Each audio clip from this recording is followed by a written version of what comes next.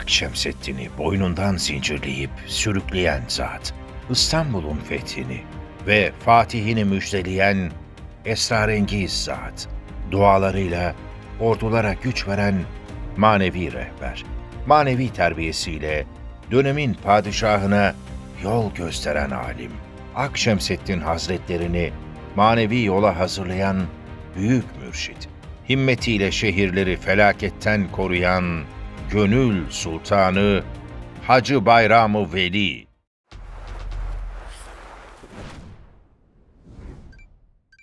Asıl adı Numan bin Ahmet olan Hacı Bayram-ı Veli Hazretleri, küçük yaşından itibaren ilim tahsiline başladı. Ankara'da ve Bursa'ya giderek tefsir, hadis, fıkıh dersleri aldı ve zamanın fen ilimlerinde derinleşti. Ankara'da Melike Hatun'un yaptırdığı Kara Medrese'de müderrislik yaparak talebe yetiştirmeye başladı. Kısa zamanda halk arasında adı yayıldı ve herkes tarafından sevilip sayılan bir konuma geldi.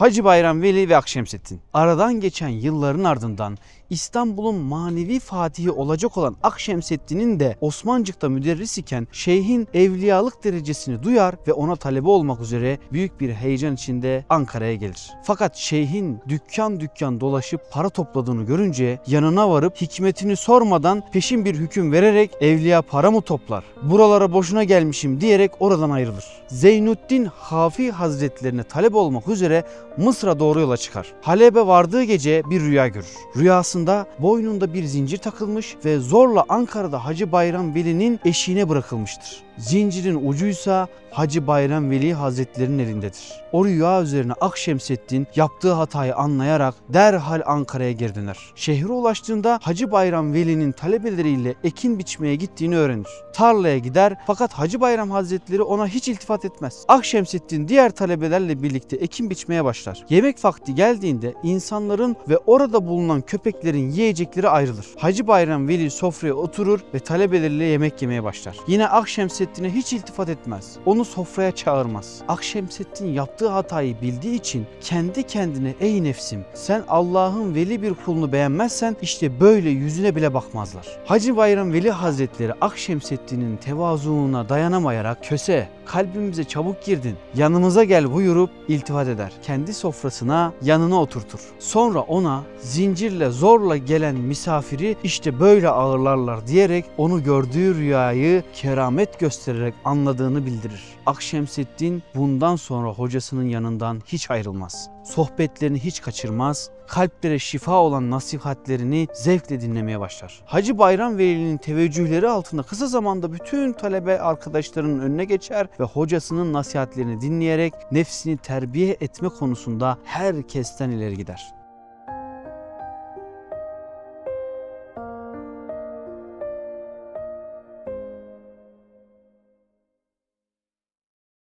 Hacı Bayram-ı Veli ve İstanbul'un fethi.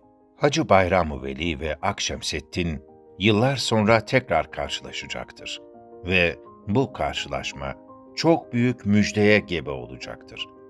Yıllar geçer ve 2. Murat tarafından bir gün bir saray çavuşuna Hacı Bayram Veli Hazretlerini bulup Edirne'ye getirmesi üzerine görev verilir. Muhalefet ederse tutuklanması tembih edilir ve çavuş Ankara'ya doğru yola koyulur. Ankara yakınlarına geldiğinde Hacı Bayram Veli Hazretleri atına binerek çavuşu karşılamak için hazır beklemektedir. Karşılaştıklarında ona nereye gittiğini sorar. Çavuş, Hacı Bayram denen bir müddei varmış. Bazı fesadı sultana arz olunduğundan onu Edirne'ye götürmeye geldim deyince Hacı Bayram Veli Hazretleri çavuşa aradığı kişinin kendisi olduğunu söyler. Bu sırada onun mübarek yüzünde Nur-i Muhammedi'yi temaşa eden çavuş, yaptığının büyük bir küstahlık olduğunu anlayarak kendisinden hemen özür diler. Sultan II. Murat Han, devletinin kazandığı ihtişama rağmen son derece mahviyetkar bir şahsiyettir. Zahir ikliminde olduğu kadar manevi alemde de sultandır. Edirne'ye geldiklerinde saray çavuşu nefes nefese huzura çıkar. Padişah Sultan II. Murad'ı selamlar. Ankara'daki şeyhi getirdik efendim ama... Sultan II. Murad, aması ne diye sorar. Çavuş, efendim, bu zat söylendiği gibi etrafına çapulcu toplayan bir fitneci değil, aksine büyük bir alim ve gönül ehlidir der. Sultan II. Murad, bunu nereden biliyorsun peki? İhtiyar saray çavuşu, bunları değirmende ağartmadık diyerek sakalını sıvazlar ve devam eder. Şu kadarını söyleyeyim efendim. Kendisi Şeyh Hamid Veli Hazretlerinin halifesidir. Sultan II. Murad hayretler içerisinde "Sen ne dersin?" der. Çavuş cevap verir. Geleceğimizi daha biz varmadan biliyordu. Bizi yolda hazır karşıladı. Boynunu büküp bileklerini uzattı ve "Hadi evladım, zincirleyin beni." dedi. Sultan II. Murad pişmanlık içinde "Ne yaptık biz? Bir Allah dostunu zincire vurduk desene." Çavuş, "Vurmadık efendim. Aksine yol boyu hizmet ettik." der. Sultan II. Murad, "Gönlünü hoş tutsaydınız." Çavuş, "Tutmaz mıyız efendim?" der. Sultan II. Murad, Hacı Bayram-ı Veli Hazretlerini görür görmez bağlanır ve sadık talebelerinden biri olur. Onun sohbetlerinden istifade eder. Gönlünü onun tatlı diline, güzel haline kaptırır. II. Murat Han ve Hacı Bayram-ı Veli Hazretleri görüşürlerken içeriye bir beşik getirilir. Hacı Bayram-ı Veli Hazretleri beşiğe bakar ve herkesin işiteceği bir şekilde yüksek sesle Fetih Suresini okumaya başlar. Herkes hayretler içinde kalır. Henüz beşikte kimin bulunduğuna bakılmadan Fetih Suresinin okunmasına bir mana veremezler. Sureyi bitirdikten sonra Sultan Murat Han'a dönen Hacı Bayram-ı Veli Hazretleri, "Siz bir zat-ı kamilsiniz. Şehzadeniz için okuduğunuz o güzel mısrayı tekrar okur musunuz?" buyururlar. Zaten hayretler içinde bulunan II. Murat, ikinci bir hayretle Hazreti Pir'e bakar. Bu şiiri kimseye okumadığı halde Hacı Bayram-ı Veli'nin ona işaret etmesindeki manayı kavramaya çalışarak oğlunun doğumunda gönlünden kopan o meşhur mısrayı okur. Ravza-i Murat'ta bir gül-i Muhammedi açtı. Bu mısrayı terennümden sonra sultan ne kadar büyük bir veliyle sohbet ettiğini ve onun âli derecesini düşünerek gönlünden Cenab-ı Hakk'a şükreyler ve ses çıkarmadan susar. Çünkü karşısındaki Allah dostunun serpeceği maneviyat incilerini toplamanın fazilet ve kazancının idraki içindedir. Nitekim onun sükûtuyla Hacı Bayram-ı Veli Hazretleri mütessibin bir çehreyle başını manidar bir şekilde sallar ve gözlerini bir noktaya dikerek konuşmaya başlar.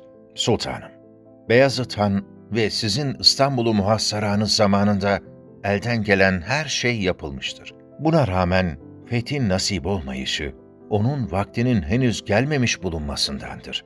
Çünkü her şey Allah'ın takdiriyle belli bir zamana rehin olunmuştur," buyururlar. Sultan II. Murat Han, konuşmanın burasında gayri ihtiyari olarak, acaba takdiri ilahi fethi mübin hususunda kime yar olacak? Acaba bu şeref bana nasip olur mu? Diye sorar. Hacı Bayram-ı Veli Hazretleri konuşmasına devam eder. "Sultanım, İstanbul'u fethetmek size nasip olmayacak. Evet, o mübarek belde elbette fetholunacak. Fakat bunu ben dahi göremeyeceğim. O belde-i tayyibenin fethi sizin şu Beşik'teki Gül-i Muhammedinizle bizim Köse Akşemseddin'e nasip olacaktır," buyururlar. Huzurda bulunan herkesin gözlerinden inci tanesi gibi yaşlar dökülmeye başlamıştır. Gönüller büyük bir manevi heyecan ve vecd ile dolup taşmıştır. Hacı Bayram-ı Veli, sualler kendisine daha tevcih edilmeden onları cevaplandırmış ve bu manevi ziyafet başta sultan olmak üzere herkesi mesrur eylemiştir. Hacı Bayram Veli Hazretleri son olarak sultana, "Sultanım, Mehmed'inizi hocasına, yani Akşemseddin'e bırakmak gerek. Zira biz dahi onun liyakatini bilenlerdeniz," buyurarak sözlerini bitirir.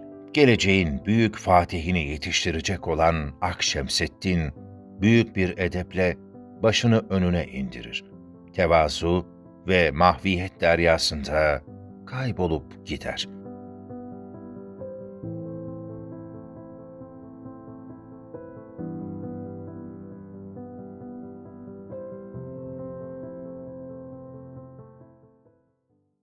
Hacı Bayram Veli ve mürit olayı. Devir yine Sultan II. Murat Han zamanıydı. O dönemde Ankara'nın sakin sokaklarında Hacı Bayram Veli'nin gönlünde yücelen sevgi ve saygı büyük bir dalgayla akıyordu. Hacı Bayram Veli Hazretleri Sultan II. Murat'ın saygı duyduğu evliyalardandı. Hükümdarın Hacı Bayram'a saygısı o derece büyüktü ki ona mürit olanlardan ilim ve hizmetle uğraşsınlar diye vergi alınmamasını emretti. Bu kutsal buyruk duyurulduğunda insanlar sadece vergiden muaf olmak için değil, aynı zamanda Hacı Bayram Veli'nin manevi himayesine girmek için adeta birbirleriyle yarıştılar. Ama gelin görün ki bütün Ankara halkı Hacı Bayram'ın müridi olduğunu iddia etmeye başladı. Kimden vergi istense, "Ben Hacı Bayram'ın müridiyim," diyorlar ve işin içinden sıyrılıyorlardı. Zamanla Ankara'dan vergi almak imkansız hale geldi. Kim vergi istese, karşısında biri çıkıp gururla, "Ben Hacı Bayram Veli'nin müridiyim," diyordu. Bu durum Sultan Murat Han'a ulaştı. O da Hacı Bayram Veli'ye bir mektup yazarak durumu anlattı. Mektupta gerçek mürit sayısının belirlenmesini istedi. Hacı Bayram Veli bu isteği fırsat bilerek müritlerine haber yolladı. Bir toplama noktası belirledi ve oraya bir çadır kurdurdu. Çadırın içini koyunlarla doldurdu ve müritlerini topladıkları alana çağırdı. Büyük Veli çadırdan çıktı ve kalabalığa dönerek sordu: "Beni seviyor musunuz?" Kalabalık hep bir ağızdan cevap verdi: "Elbette seviyoruz." Hacı Bayram Veli devam etti: "Peki bana canı gönülden bağlı mısınız? Eğer istesem benim için canınızı feda eder misiniz?" Kalabalık yine birlikte cevapladı: "Elbette, canımız sana ve senin yoluna feda olsun." Bu sözler üzerine Hacı Bayram Veli içtenlikle inanan müritlerine hitap etti: "Bana bu kadar bağlı olan müritlerim, şimdi aranızdan birini seçip cennete göndereceğim." Kalabalık şaşkınlık içinde bekledi. Sonunda cesur bir genç öne çıkarak "Canım sana ve yoluna feda olsun," diyerek çadıra girdi. Hacı Bayram Veli içerideki hazırlıklı koyunlardan birini kestirdi. Kan çadırın dışına aktı. Kalabalık bu manzaraya şahit olunca dehşete kapıldı. Hacı Bayram Veli bir başka gönüllüyü daha çağırdı ve aynı ritüeli bir kez daha tekrarladı. İkinci kez kan çadırın dışına aktı. Kalabalık dehşet içinde izledi. Üçüncü kez bir gönüllü çıktı ve o da aynı kaderi paylaştı. Çadırın önüne biriken kan insanların içini titretti. Hacı Bayram Veli dördüncü gönüllüyü bekledi. Ama kimse çıkmadı. Sonunda Hacı Bayram Veli gerçek müritlerinin sayısını belirlediğini hükümdara şöyle bildirdi: "Sultanım, gerçek müritlerim sadece 2 erkek ve 1 kadın olmak üzere toplam 3 kişidir."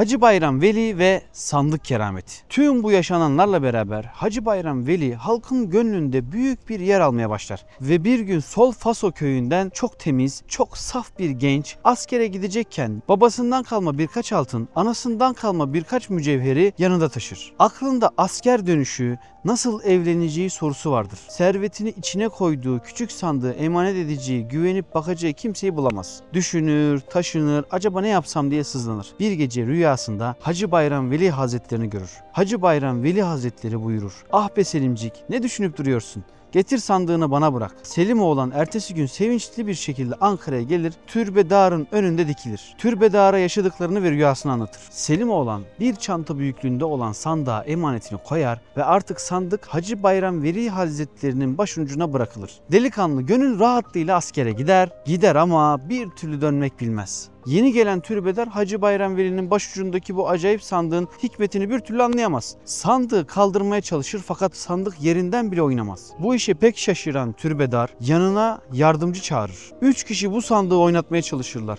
Sandık hiçbir şekilde ne açılır ne de kımıldar. Sonunda bu işin içinde bir hikmet var derler ve vazgeçerler. Aradan tamı tamına 8 yıl geçer. Bu 8 yıl içinde ahval değişmiş, türbedar ölmüş, yeni bir türbedar gelmiştir. Selimoğlan askerden döner, kalbi hala saf ve temizdir. Doğruca Hacı Bayram Veli türbesine varır, türbedarın değiştiğini anlar. Fakat kendinden emin bir şekilde umursamaz ve ben malımı türbedara değil doğrudan ona, Hacı Bayram Veli'ye emanet ettim der ve sandığı almak üzere huzura varır. 3 ihlas ve 1 Fatiha okuduktan sonra "Hazretim, ver bakalım emanetimi." Türbedar ve sandığı yerinden oynatamayan 3 arkadaşı merakla konuşan adama baka kalırlar. Yıllardır oynatamadıkları sandığı bu adamın nasıl oynatacağını merak içinde beklerler. Selimoğlan sandığı rahatça kaldırır ve kucağında tutarak yoluna devam eder. Bu olay Hacı Bayram Veli'nin emanete sadakatinin keramet derecesine çıktığına delil olmuştur.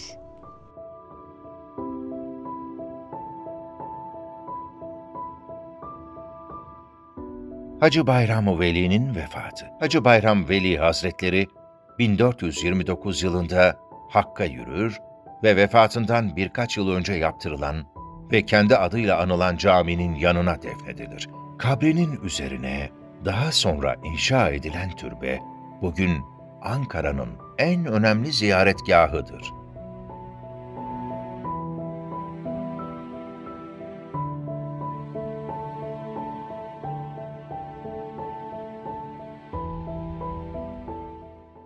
Hacı Bayram Veli Türbesi. Hacı Bayram Veli'nin vefatından sonra kabrinin üzerinde bir türbe inşa edilmiştir. Türbenin kıble yönünde yer alan ve en azından Osmanlı döneminin sonlarında muvakkithane görevini ifa ettiği bilinen yapının hangi tarihte kim tarafından ve ne amaçla inşa ettirildiği tam olarak belli değildir.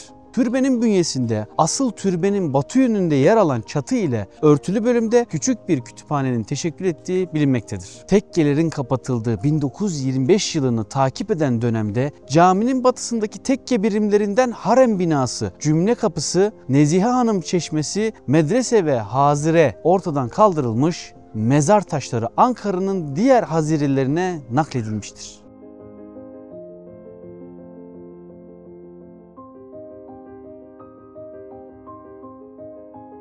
Hacı Bayram Veli'nin yanı sıra kendisinden sonra gelen şeyhlerden 8 kişinin gömülü olduğu asıl türbe kare planlı ve kubbeli bir birimdir.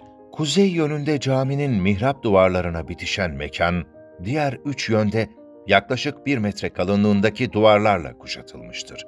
Girişin ve hacet penceresinin yer aldığı batı duvarı beyaz afyon mermerinden, güney duvarı ise aynı renkteki kum taşından kesme iri bloklarla örülmüş, doğu cephesinin alt kesiminde moloz taş örgü 2 metreden itibaren de 2. sıra tuğlayla 1 sıra moloz taştan oluşan almaşık örgü kullanılmıştır.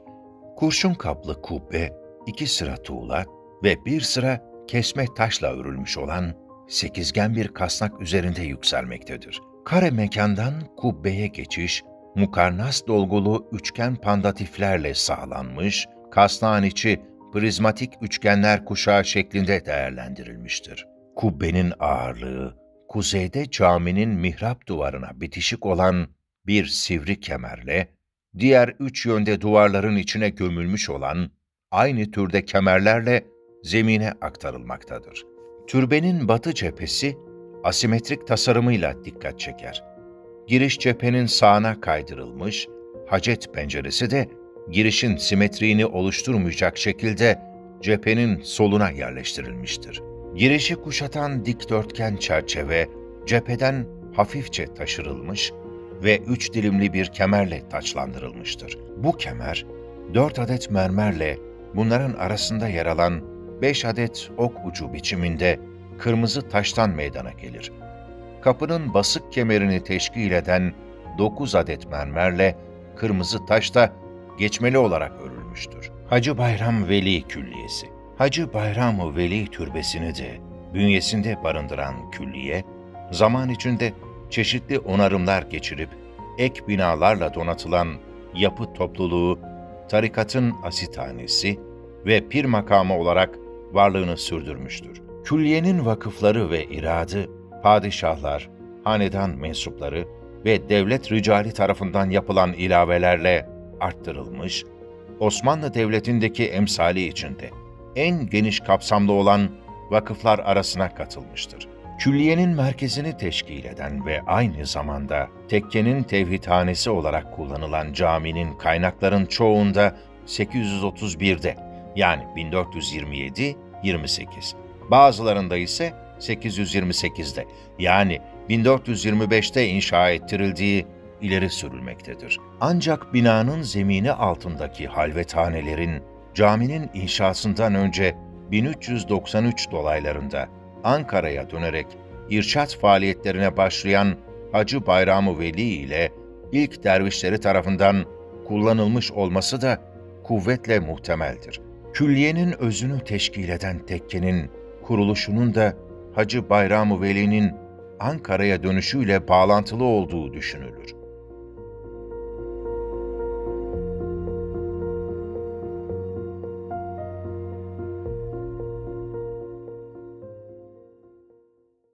Augustus Tapınağı.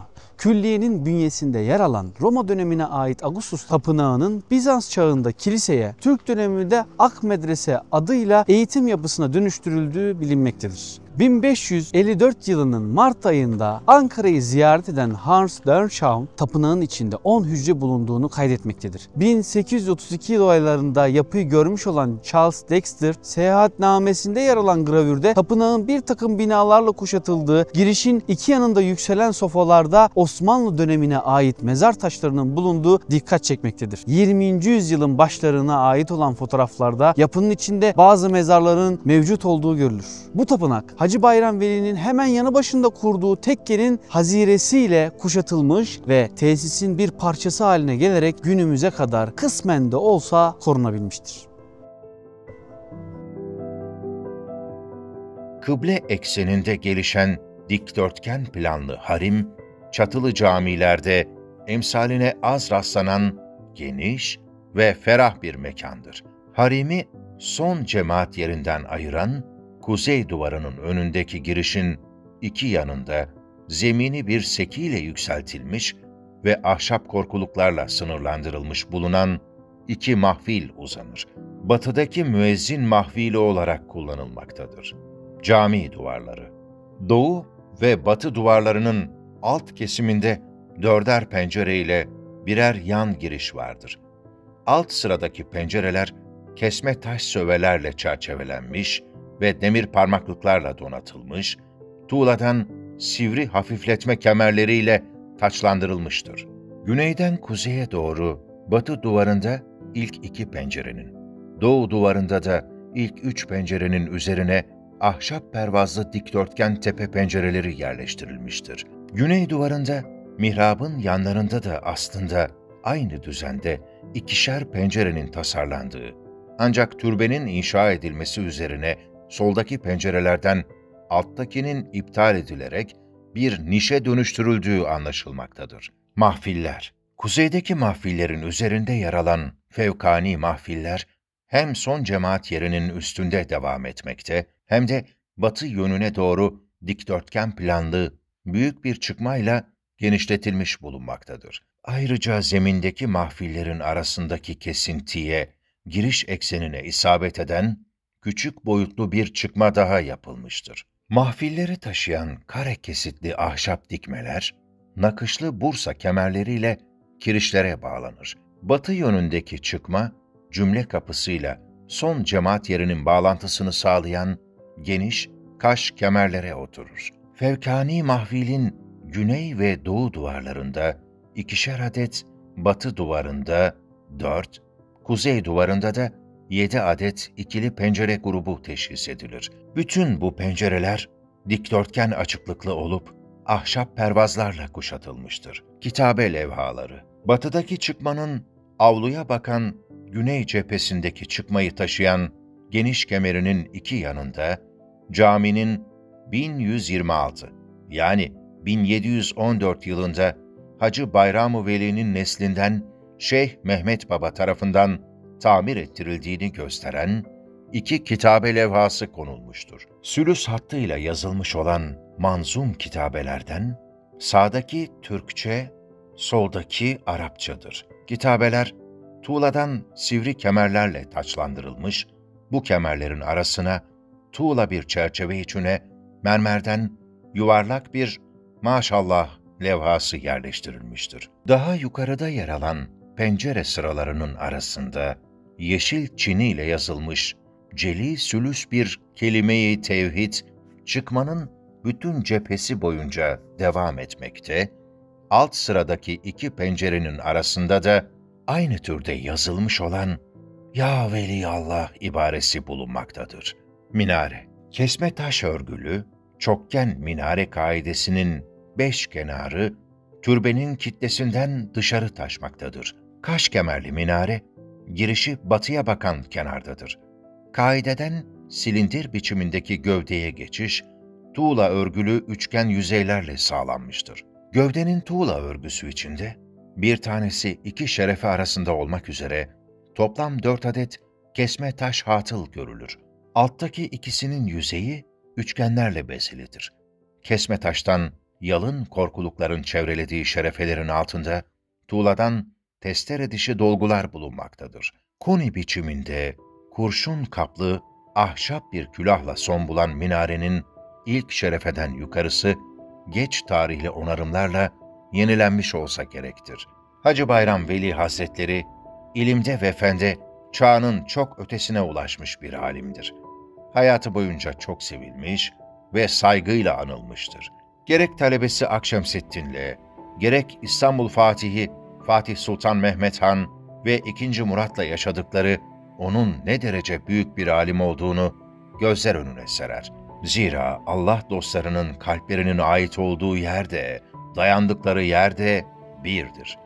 Hem tarihe hem gönüllere büyük izler bırakırlar.